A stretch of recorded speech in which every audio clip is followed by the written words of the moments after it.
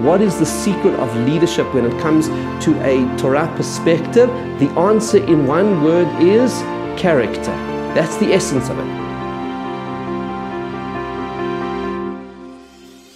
Today we're going to discuss leadership. And as you hear that word, there could be many people thinking, well, that's not relevant to me. I don't have an official position. But it's something that I feel very strongly about, and something that I've seen over all the years that I've been involved in communal work, and that is leadership is for everybody, meaning everybody is a leader in one way or another. There are those who have official positions and there are those who don't have official positions, but we're all leaders. There's some people who are political leaders, business leaders, community leaders, but every single person has a sphere of influence and people that they directly impact. You know, in a family, parents are leaders of their children. What is a greater exercise of leadership than parenthood? It's really raising and guiding and nurturing young souls and raising children. I mean, that is the greatest act of leadership.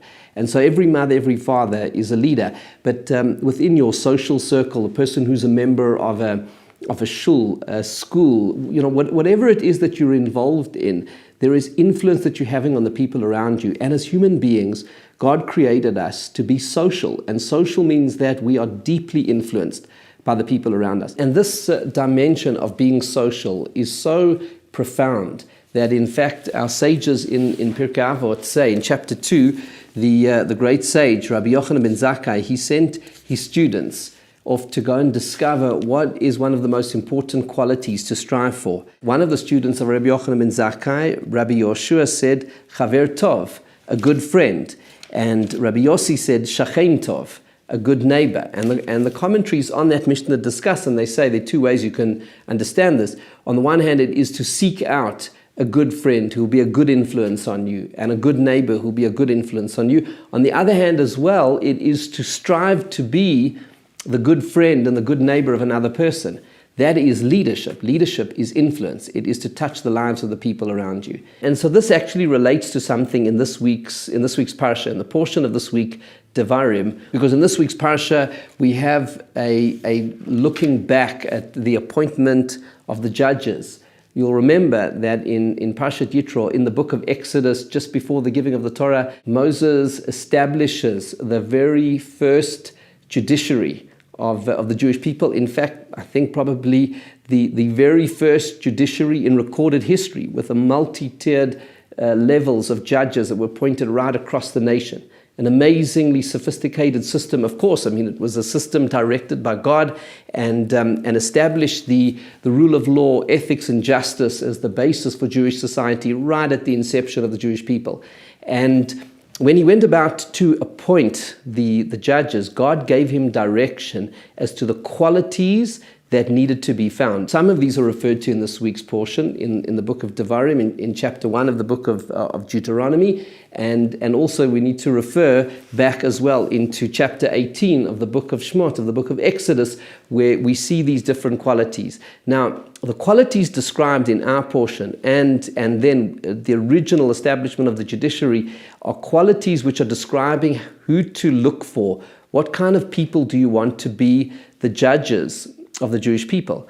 But actually, if we broaden our concept of leadership, then we can use these insights from this week's Parsha and from then to understand actually what are the qualities of leadership we need for ourselves as parents, involved in community, in business, in everything that we do in our in our sphere of influence within the people that we interact with, being a good friend, good neighbor, all of these different dimensions. And of course it applies to people in formal positions of leadership, but it applies to all of us.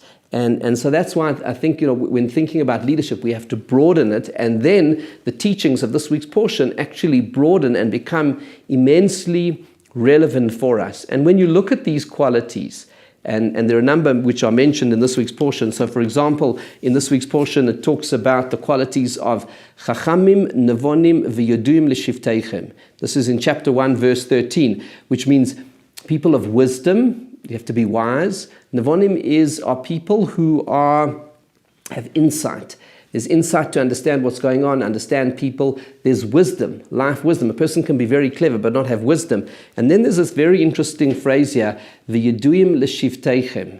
And there are different interpretations which are given for it. It's someone who is well known to the tribes. That's how some of the commentators interpret it. But the Rambam, Maimonides, in his codification of Jewish law, of halakha, in chapter 2 of Hilchot Sanhedrin, he actually gives a summary of what these qualities mean. And he says, in essence, it means people who are respected and beloved to other people. Or a phrase that he borrows from our sages in Pirkei Avot, when it says, Sheruach habriot noche mehem. That this is a person that the spirit of people derives great pleasure from. In other words, someone who is well-liked and well-loved. But what does that mean? You see, because here comes a critical thing when it comes to leadership. You see, every leader wants to be loved. Parents want to be loved by their children. A CEO of a company wants to be admired and loved by their employees. A politician certainly wants to be admired and thought highly of by the voters. How else are they going to get the votes? So often in leadership, you have this tension of people who are looking for not only the consent of others, but really the approval. And there's a tension within that. So the Rambam defines this in a very interesting way. He said, how do you do that? How is that achieved? When you become a person of incredible character. And how does he describe it? He says, one is ayin tova, a good eye. Person with a good eye. Also, it's a quality which is mentioned in Pirkei Avot. Person with a good eye is a person with a generous eye, a generous spirit, looking for the good in other people, seeing the good, judging favorably. A person who has a generosity of spirit. The opposite, our sages explain, a good eye is the opposite of jealous. A jealous person has a stinginess, has a sense of, I don't want that person to have that, a sense of envy to another person. A good eye is a person who sees the good in others. Nefesh shveila is a person who is not demanding and greedy, and v'chevratam tova, a person who gets on well with people, and the Rambam goes on to say that as a person who speaks gently to other people and deals with them with kindliness, and other qualities that he mentions is, for example, humility, which we learn from Moses. Moses was the most humble of all. What is humility, and why is humility so critical to good leadership? Humility is about creating space for other people. And if you think the art of parenting is, number one, to be a mensch ourselves, to be a good person ourselves. How are we going to communicate that to our children unless we have within us that greatness of character and to give them the space? In fact, all of these people are appointed to these positions of power within the Jewish people because Moses wanted that to happen. He gave the space to it. When Moses was coming towards the end of his tenure as the leader of the Jewish people, he was the one who proactively said to God, who's going to lead the people once they go into Israel? So he was constantly looking to find the greatness in others and encourage others. That was the essence of his leadership. And it becomes a critical part of it because what it's really saying is it's not about seeking the approval of others. It is being a person who is worthy of the approval of others. Worthy as parents, we need to not demand the approval of our children. We don't need to impose ourselves and want them to respect us. We need to make ourselves worthy, that they should look up to us, that they should want to be close to us, that they should respect who we are, not because they have to, but because of the kind of people we are. That is what real leadership is about. And that's why when you look at all of the qualities which are mentioned in this week's portion and in the original appointment of the judges in Parshas Yitro, you will see that these qualities are all about character. They're all about character. Like, for example, back in chapter 18, it says, the people who should be appointed should be Yirei Elohim, people who fear God, in other words, have integrity, who know that God is watching everything that we do. Anshei Emet, people of truth. Sonei Batza, who hate taking money in an unethical way and hate taking gain from things for themselves. And these are in essence qualities of character. So if we were to say, what is the secret of leadership when it comes to a Torah perspective? The answer in one word is character. That's the essence of it. Character is who we are. What our sages call midot. If we want to be good parents, before we can learn any kind of textbook about parenting skills or all kinds of things we want to do with our children, the first thing is to work on ourselves and make ourselves worthy. If we want to have a good marriage, the first place to start is working on ourselves, to make ourselves worthy of our partner. If we want to be people who are beloved in the community, if we want to be a person who's accepted within the circles that we mix, and we want to make an influence for the good, and we want to be a good neighbor and a good friend, and we want others to be our good neighbors and our good friends, and we want to be a positive influence in society, well, it all starts essentially with character. And there's one quality which in a way sums up all of this, which is mentioned there in Shmot in chapter 18. It says, Anshei Chayil, people of strength.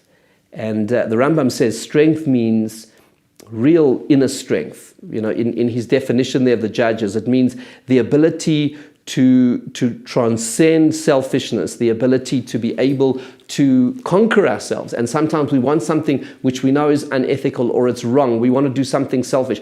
The ability to transcend self. That's an amazing quality. Chayil is strength.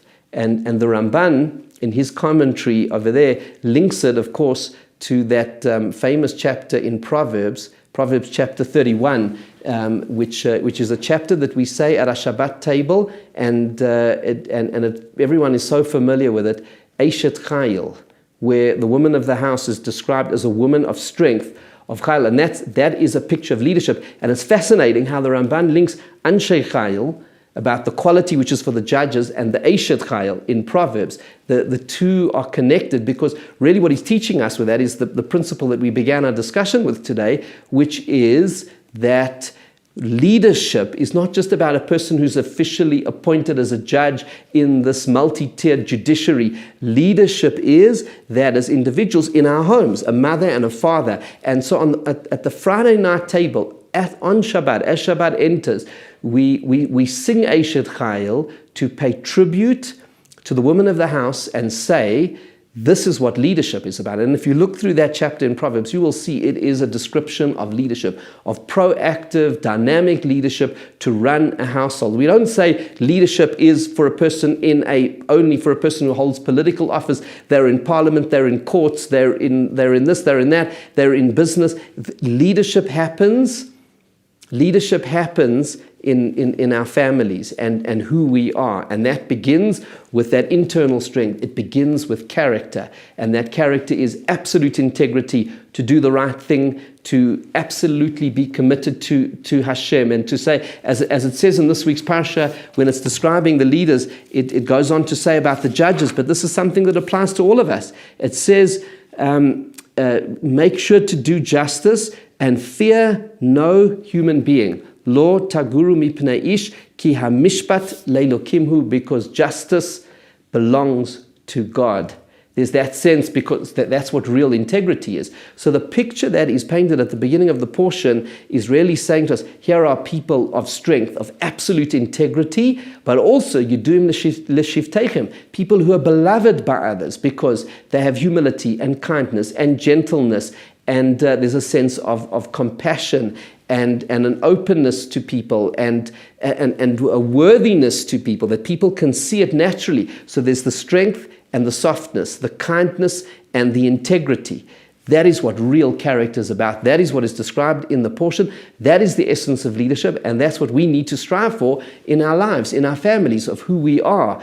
That essence of leadership is character. And when we can master that, and to the extent, we never master it, I mean, it's a journey of a lifetime, but to the extent that we're able to get better and better at improving our own character, to that extent will we be better parents, better friends, better neighbors, better CEOs, better politicians, better everybody, because every single one of us is a leader, and leadership begins with character.